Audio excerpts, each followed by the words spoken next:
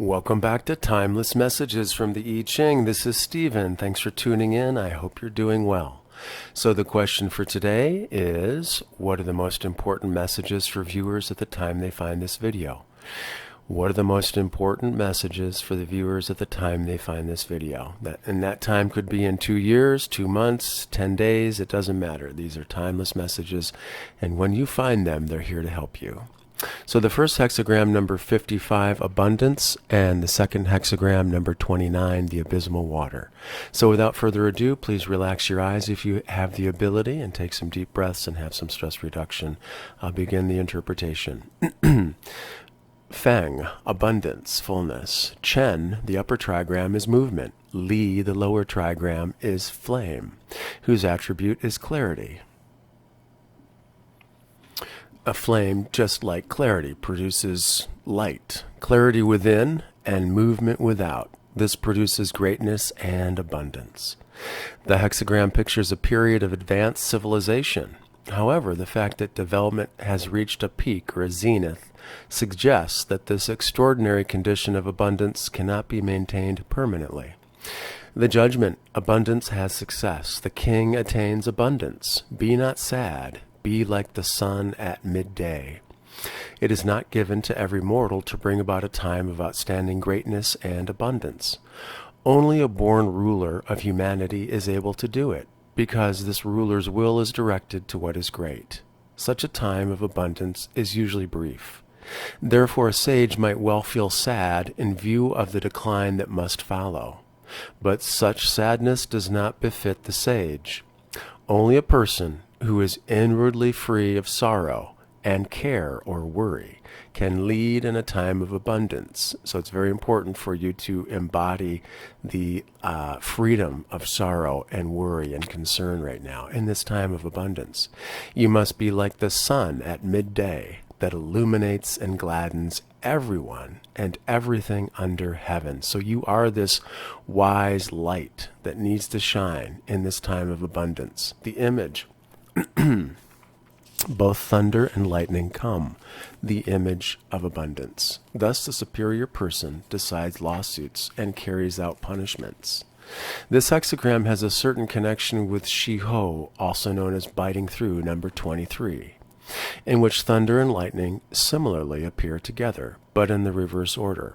In biting through, laws are laid down. Here in this hexagram of abundance, they are applied and enforced. Li, or clarity, within makes it possible to investigate the facts exactly.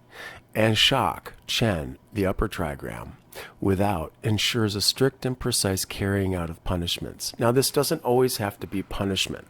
This could be your clarity, your Li, the lower trigram, is able to see clearly things that maybe you were unable to see previously. So you're not going to be fooled. And therefore, okay, if you have to take a punishment out, okay, fine. But it may be that we could change that word punishment in certain circumstances to whatever decision you have to take, whatever action, whatever words you need to speak, they will be lined up with this wonderful clarity, this wisdom from the fire. So we have many changing lines in this particular hexagram. The first changing line is the 9 in the first place. Okay? 9 in the first place means when a man meets his destined ruler, they can be together 10 days. And it is not a mistake. Going meets with recognition. To bring about a time of abundance, a union of clarity with energetic movement is needed. Two individuals possessed of these two attributes are suited to each other. The two attributes meaning clarity or wisdom and energetic movement. So these two individuals that have these two attributes are suited to one another. And even if they spend an entire cycle of time together during the period of abundance, it will not be too long, nor is it a mistake. Therefore, you may go forth in order to make your influence felt. It will meet with recognition. So this can be interpreted many different ways. You may be meeting someone soon that could have these qualities that are in agreement with your own of clarity and energetic movement, and You might be spending some wonderful time together during this period of abundance. And this period of abundance could last a while. It talks about an entire cycle of time. I'm not sure what the I Ching exactly is hinting at with an entire cycle of time, but it certainly seems like it's a long cycle because it says it will not be too long, nor is it a mistake. So it does hint at the idea that this could be a possible individual separately from yourself that you may be meeting soon, or maybe you've already met this person. And the time that you spend together will not be too long, nor will it be a mistake. That's a hopeful vision. So in order to help the time of abundance, clarity and energetic movement are required. And it gives you a green light, and essentially that you can move forward, go forth, in order to make your influence felt, because that influence will meet with recognition. So this is a very hopeful image. The second changing line is the sixth in the second place. And that means the curtain is of such fullness that the pole stars can be seen at noon. Through going, one meets with mistrust and hate. If one rouses this person through truth, good fortune comes. It often happens that plots and party intrigues, which have the darkening effect of an eclipse of the sun, come between a ruler intent on achieving great things and the person who could effect great undertakings. Then, instead of the sun, we see the northern stars in the sky. The ruler is overshadowed by a party that has taken power. If a person at such a time were to try to take energetic measures, they would encounter only mistrust and envy, which would prohibit all movement. The essential thing then is to hold inwardly to the power of truth, which in the end is so strong that it exerts an invisible influence on the ruler so that all goes well.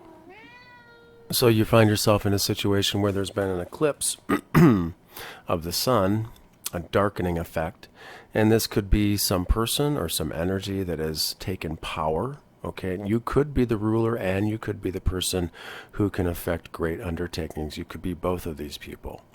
And instead of the sun, we see the northern stars in the sky. So it sounds as if you are being overshadowed by an energy, a person, a party, a situation that has taken power. And if you try to take energetic measures, actions, you'll only encounter mistrust and envy, which would prohibit your forward movement.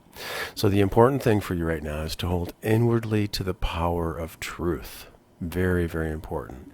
And this power of truth, in the end, is so strong that it exerts an invisible influence on the ruler so that all goes well.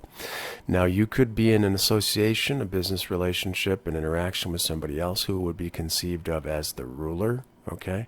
And it's your duty to hold on to this power of truth to help this situation pass. As said earlier, you could be both individuals. You could be this able person who's able to effect great undertakings and the ruler, and thereby you still have to hold on to this power of truth to help this situation pass. The situation of an eclipse that is taking power away. 9 in the third place means the underbrush is of such abundance that the small stars can be seen at noon. He breaks his right arm, no blame. The image is that of a progressive covering over the sun. Here the eclipse reaches totality. Therefore, even the small stars can be seen at noon. In the realm of social relationships, this means that the prince is now so eclipsed that even the most insignificant persons can push themselves into the foreground, into the picture, into the situation. And this makes it impossible for an able person, though they might be the right hand of the ruler, to undertake anything. It is as though their right arm were broken, but they are not to blame for being thus hindered in action. So there's no blame from the particular situation that you find yourself in, and that there's a progressive covering over the sun, an eclipse. And in terms of your interactions with others, you are being eclipsed. The prince is now so eclipsed that even the most insignificant persons push themselves into the picture. And this makes it impossible for the able person, though they might be the right hand of the ruler. It makes it impossible for these people to undertake anything. So this is a situation in which, again, we have the reiteration of an eclipse. And the line in the second place talked about the darkening effect of an eclipse, and here we have the eclipse reaching totality. Okay, and making it impossible for you to undertake things.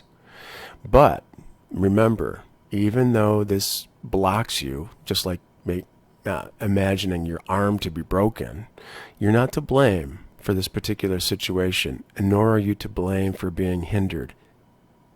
That's a good thing to keep in mind. As we move forward, the 9 in the 4th place, the curtain is of such fullness that the pole stars can be seen at noon. He meets his ruler, who is of like kind. Good fortune. Here the darkness is already decreasing, so this is a very good sign. The darkness is already decreasing. Therefore, interrelated elements come together, or elements that have a relationship or are bound to one another come together. Here, too, the complement must be found. What's the complement? Well, the complement could be a complementary situation, a complementary idea, complementary action, complementary words, but it could also be a complementary person. Maybe you are looking for your own complement, and you the complement of them. The necessary wisdom to complement joy of action. So I'll read this once more. Here too the complement must be found, and that is the necessary wisdom to complement joy of action. Then everything will go well. The complementary factor thought about here is the reverse of the one in the first line. In the first line, wisdom is to be complemented by energy, while in this line, the 9 in the 4th place, energy is complemented by wisdom. So here we have a hopeful image of the darkness decreasing and elements that are bound to one another coming together, and the instruction that it's important to find the complement. The complement must be found. The necessary wisdom that complements joy of action. Now, this can all be an internal thing where you are gathering your own forces, taking time to contemplate, to pay attention, to follow your breath, to get in tune with that inner sage within you, that inner light, that wisdom, that light, that clarity, to help foster the joy of action, to inform your actions. So it can work in this way too. Or the complement can be someone that complements you as well. Depends on your situation. But nonetheless, we have energy complementing wisdom in this particular line, and the darkness decreasing. And elements that are bound together coming together. So this is a very positive vision. The final line, 6 in the 5th place, means lines are coming. Blessing and fame draw near. Good fortune. The ruler is modest and therefore open to the counsel of able men. Thus, the ruler is surrounded by men who suggest to him the lines of action. This brings blessing, fame, and good fortune to him and all the people. I'll read this once again, except making it less one way or the other. The ruler is modest and therefore open to the counsel of able persons. Thus, the ruler is surrounded by persons who suggest the lines of action that are most appropriate. And this brings blessings, fame, and good fortune, and all the people that this person needs. This brings blessing, fame, and good fortune to the ruler and to all the people. So this is very positive in that in this time of abundance, you're open, and please do stay open to the counsel of able people, because they will guide you truthfully to the best courses or lines of action. And this, if you take this, will bring blessing, fame, good fortune to you and all the people. Wonderful image. So very important for you to get in tune with that clarity, that wisdom within, and unite that with energetic movement, joy in action and wisdom in action. So moving on to number 29, Khan, the abysmal water. excuse me, this hexagram consists of a doubling of the trigram kan. It is one of the 8 trigrams or hexagrams in which the doubling occurs. The trigram kan means a plunging in. A yang line, you see the yang line between the 2 yin lines in the top and the bottom hexagram. And that's like water that's flowing between 2 riverbanks. So the yang line has plunged in between 2 yin lines and is closed in by them, like water in a ravine. The trigram, kan, is also the middle sun. Excuse me. The receptive has obtained the middle line of the creative. So in the receptive hexagram, they're all feminine or yin lines, all broken lines. And now we have 2 solid lines or masculine yang lines coming into the center of each of the upper and bottom trigrams.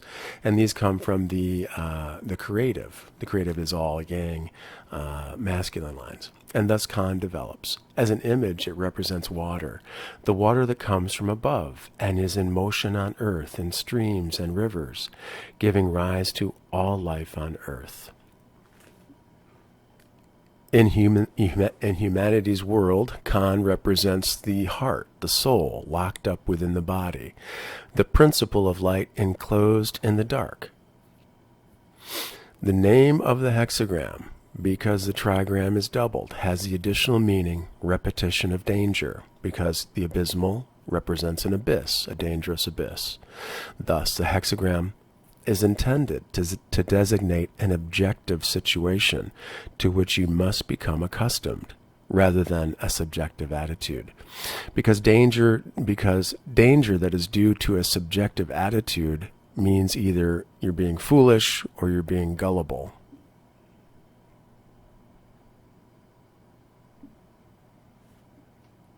So if you have a subjective attitude in which you're being foolish or you're being cunning, meaning you're being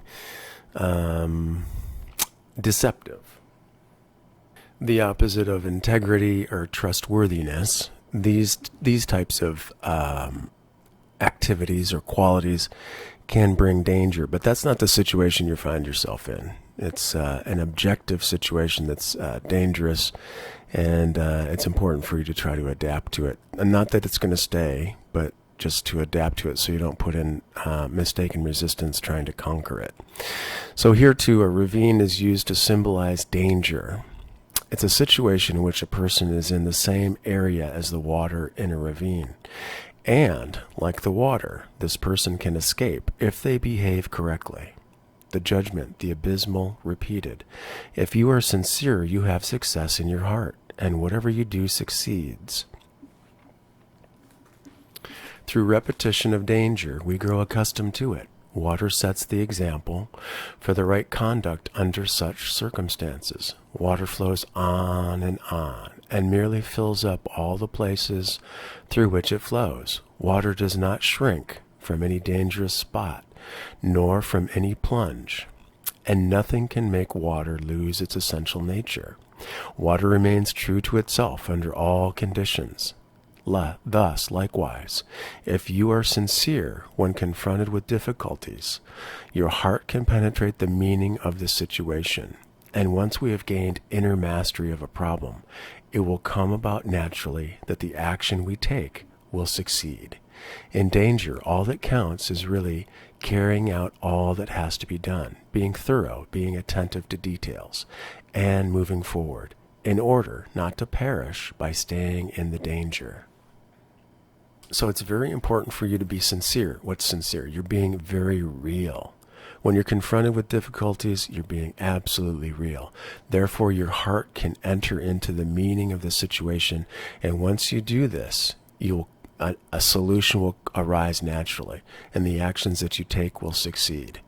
So you have to think of yourself as water, because it's setting the right example for you right now, for the right conduct in the particular objective situation that you find yourself in, because water will flow on, and it fills up all the low places and the high places to which it flows through. And it's not worried, it doesn't fear falling down from a high place to a low place, it doesn't shrink from any dangerous spot. And nothing can make it lose its own essential nature because it remains true to itself under all conditions. And therefore, that's exactly what you need to do right now. Properly used, danger can have an important meaning as a protective measure. Thus, heaven has its perilous height, protecting it against every attempt at invasion. And earth has its mountains and bodies of water, separating countries by their dangers. Thus also rulers make use of danger to protect themselves against attacks from without and against turmoil within. The image, water flows on uninterruptedly and reaches its goal, the image of the abysmal repeated. Thus the superior person walks in lasting virtue and carries on the business of teaching. Water reaches its goal by flowing continually. It fills up every depression before it flows on.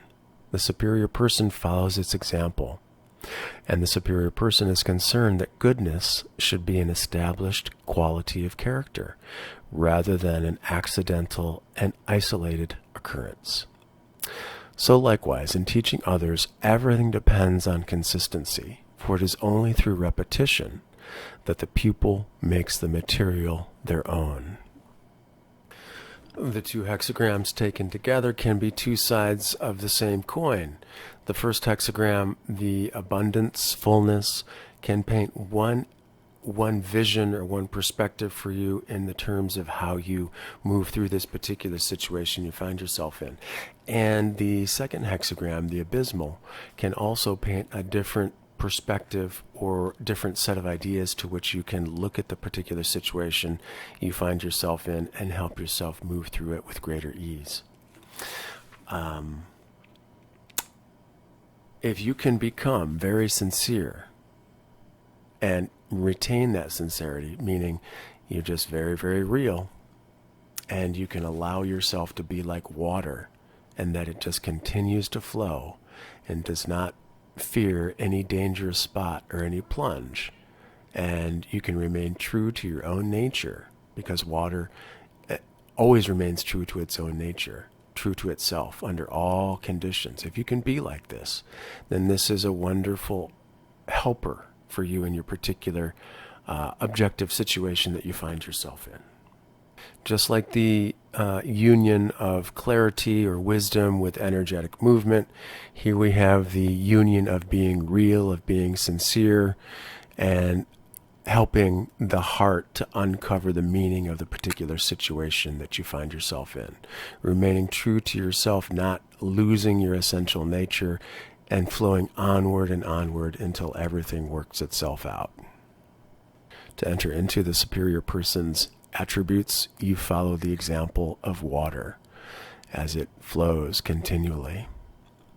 And also, the idea is that goodness should be an established quality of character rather than an accidental or isolated occurrence. And if you're in a teaching position, everything depends on your consistency, for it is only through repetition that your students will make the material their own.